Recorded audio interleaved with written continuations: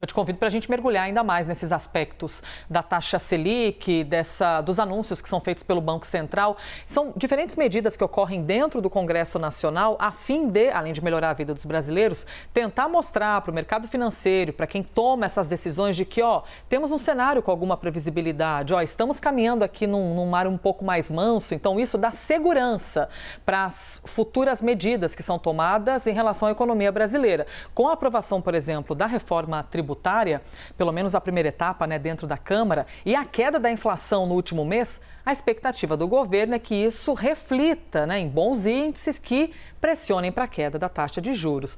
Aliás, a próxima reunião do Comitê Monetário do Banco Central para reavaliar a Selic, a Selic, está marcada para o comecinho de agosto. Então, justamente sobre isso, a gente conversa agora com o professor de Economia da PUC aqui em São Paulo, também ex-presidente do Conselho Federal de Economia, o Antônio Corrêa de Lacerda.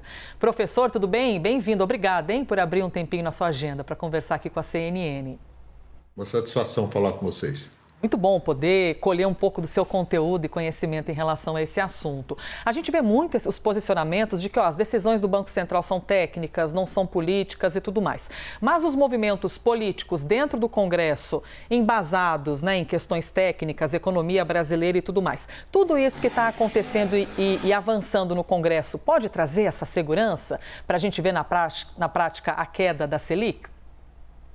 Bem, o que deveríamos destacar de início, que nada justifica, na verdade, uma taxa Selic tão alta. O Brasil está há um ano com a maior taxa de juros do mundo, entre aqueles países que possuem a maior taxa de juros do mundo por qualquer critério, seja o juro nominal, que é a própria Selic, seja principalmente descontada a inflação, porque a inflação está em queda, mas a Selic está estável. Isso significa, então, que o juro real está elevado. Todas as condições para a redução do juros já estão dadas, aliás, há algum tempo. Isso só dependeu da iniciativa, da decisão do Comitê de Política Monetária, que é conduzido pelo presidente do Banco Central. Há muito essa discussão da autonomia do Banco Central, mas o Banco Central ele tem que ser autônomo não só para executar a sua política monetária, mas também em relação a setores da economia. E o que a gente tem observado é uma influência muito grande do setor financeiro, pelo sistema de captação de expectativas por parte do Banco Central. O setor financeiro tem que ter influência? Claro que tem, mas o setor produtivo também, os trabalhadores também. Então, quando o Banco Central está muito pautado em um determinado segmento, isso tende a gerar uma decisão que não é a melhor para a nação, para o todo, mas favorece um determinado setor. Na verdade, o próprio setor financeiro e os aplicadores no mercado financeiro, já que grande parte das aplicações em renda fixa são, vamos dizer, balizadas na Selic. Professor, a gente sabe que a gente está próximo da próxima reunião do Copom e a divulgação da taxa Selic, que a gente não sabe se vai cair ou não, existe uma expectativa. Mas vamos supor que anunciem uma queda, mesmo que singela. Quanto tempo a gente demora na nossa vida cotidiana para acompanhar essa mudança? Porque não dá para comparar, por exemplo, com a queda do valor do combustível. Anuncia hoje, amanhã no posto já tem diferença. Quando a gente fala da Selic, tem uma janela de tempo, para a gente começar a ver o efeito no nosso dia a dia. Isso mesmo. Quer dizer, existe uma defasagem em termos práticos, para que essa queda na Selic consista numa redução das taxas cobradas aos consumidores finais, aos tomadores finais. Agora, há um aspecto de expectativa, que é o ambiente, aquilo que se espera da economia, que tende a ser favorecido por uma perspectiva de queda da inflação. Não só que provavelmente ocorrerá em agosto, que será pequena, embora haja muito espaço para reduzir a taxa Selic, mas principalmente porque será o início de um processo que tende a se consolidar ao longo dos próximos meses de uma redução. Então, isso tende a favorecer o quê? Aquelas aplicações mais voltadas para o setor real da economia, Por exemplo, Bolsa de Valores, por exemplo, fundos imobiliários, fundos mais atrelados à atividade econômica como um todo e não apenas a títulos públicos ou a títulos privados vinculados a própria Selic.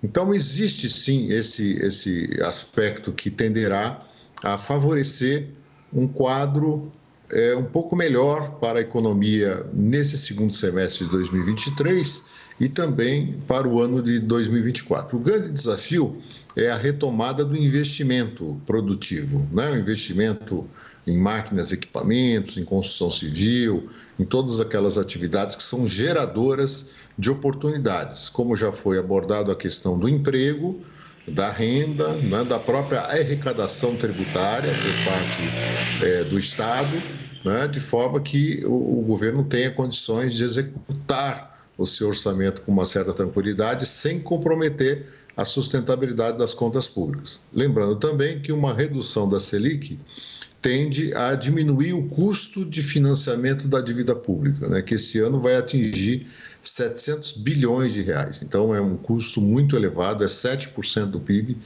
e é preciso criar as condições para que haja uma redução do custo de rolagem da dívida pública.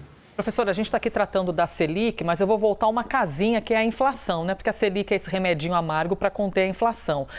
Com o seu olhar, observando a inflação, que tira totalmente nosso poder de compra, né? Aquela angústia dos brasileiros de chegar no supermercado e sair com 2, 3 sacolas e pagar caríssimo por isso. O senhor avalia que a nossa inflação deve ficar como daqui para frente? Aproveitando que a gente está vendo a imagem de tanto alimento ali, setor de verduras, legumes, dos supermercados, a gente quer poder te ouvir sobre essa informação. Então, os alimentos eles são influenciados por alguns fatores, né? Primeiro, existem aqueles produtos que são commodities, elas são negociadas no mercado internacional, que é o caso do café, da soja, do milho, né? Então, eles são cotados em dólares no mercado internacional. Então, o que houve uma acomodação desses preços depois de uma elevação provocada, primeiro pelo efeito da pandemia e depois da guerra Rússia e Ucrânia. Segundo fator é a taxa de câmbio, o preço do dólar no mercado doméstico, que também se reduziu. Então, são 2 fatores favoráveis. O preço internacional caiu e o dólar também caiu. E um terceiro fator, que nós estamos tendo uma safra de produtos bastante favorecida esse ano por fatores climáticos, etc., né? Então, todos esses fatores favorecem a uma queda da inflação de alimentos. É claro que existem outros componentes da inflação, que são as tarifas públicas, que são os demais produtos que são transacionados. Mas nós estamos caminhando para uma inflação bem próxima do teto da meta, porque a inflação tem um núcleo, né, que é a meta de inflação, que é 3,25, mas ela tem uma margem até 4,75. Então, tudo está indicando para um resultado em 2003 muito próximo do teto dessa margem, ou seja, algo entre 4,75% e 5%, o que seria uma enorme vitória relativamente ao que tivemos no ano passado, por exemplo, né? A inflação caiu substancialmente comparativamente ao ano passado. E também para 2024, a tendência seria de uma estabilidade, quer dizer, o Brasil vai continuar tendo alguma inflação, mas uma inflação controlada, que permite, portanto, uma redução de taxa de juros, uma normalização das atividades, porque a inflação alta, ela gera, além da queda de poder de compra do consumidor, também uma instabilidade grande para a tomada de decisões das empresas, né? Então, quanto mais estável for o quadro inflacionário, melhor para as decisões, melhor para o poder de compra e a própria atividade econômica como um todo. Seguimos conversando com Antônio Correia de Lacerda, professor da PUC de São Paulo. Professor, só para a gente encerrar aqui, eu sei que Copom e anúncio de Selic não é bolão, né? Não dá para a gente ser raso. Mas assim, o senhor avalia que pode haver uma queda no próximo anúncio? Todas as condições estão dadas, elas já estavam dadas na reunião anterior, né? Só depende da decisão do próprio comitê. Existe espaço enorme para redução da taxa Selic. Só para você ter uma ideia, quando a Selic foi elevada um ano atrás a 13,75, a inflação acumulada era de 12%, né? E hoje a inflação acumulada é menos da metade. Então, para você ter ideia da margem que há para a redução da taxa de juros. Portanto, uma queda de 0,5 ponto percentual seria plenamente factível agora em agosto. A rigor, a gente teria espaço até para mais. Mas, tendo em vista a postura do Banco Central, né, que tende a ser mais conservadora, eu diria que uma boa aposta é uma redução de 0,5 ponto percentual.